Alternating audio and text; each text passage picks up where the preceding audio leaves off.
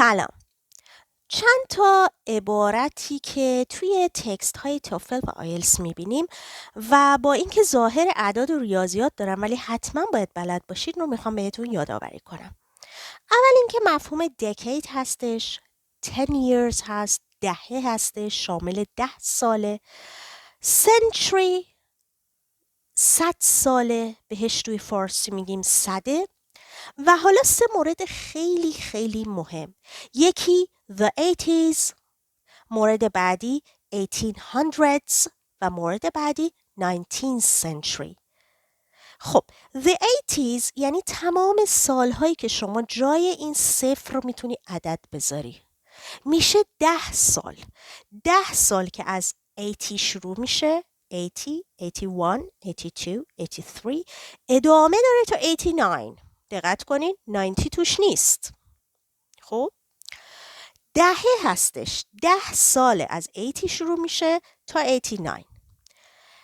1800s یک صده هستش. 100 ساله.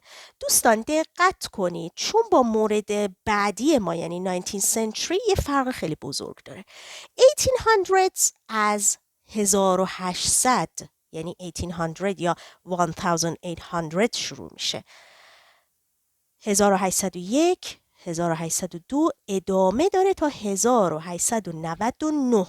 یعنی من جای این دوتا صفر رو میتونم عدد بذارم.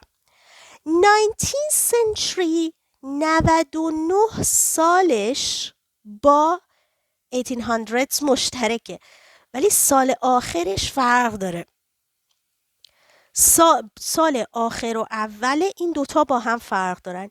19th century از 1801 شروع میشه، از 1801 شروع میشه، 1802 تا مثلا 1850 1855 1877 همینطور ادامه داره 1899 و در پایانش 1900. پس وقتی میگه قرن 19 تمام سالهاییه که با 18 شروع میشه. اینو دقت کنید. اگه میگه قرن 15 تمام سالهاییه که با 14 شروع میشه. این رو حواستون باشه توی تکست ها. ممکنه بگه که مثلا در بازه مثلا 1850 تا 1870 یه اتفاقی افتاد. بعد توی یکی از گزینه ها بگه که مثلا in the mid 19th century، وسطای قرن 19. درسته. این درسته. خب و با کنار گذاشتن سال اول و آخر ما اینجا میبینیم اینا 99 سال مشترکن. یعنی تقریبا 19th century با 1800s رو شما میتونی مشترک بگیریم.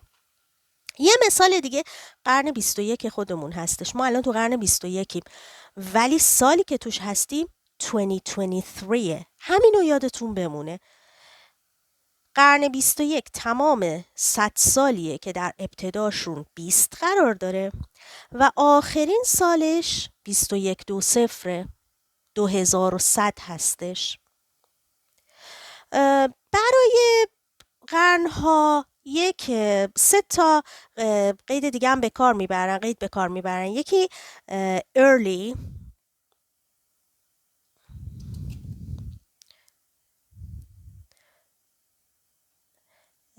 mid مورد بعدی و late.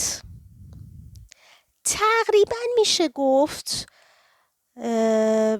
سالهای 40 تا 60 هر مثلا صده رو میگن مید. مثلا mid 19th century شامل 1840 و مثلا تا 1860 میشه. حالا قبلاش میشه early 19th century، آخرا هم که مثلا 1870 80 1890 اینا میشن late 19th century. این رو هم در نظر بگیرید. موفق باشید.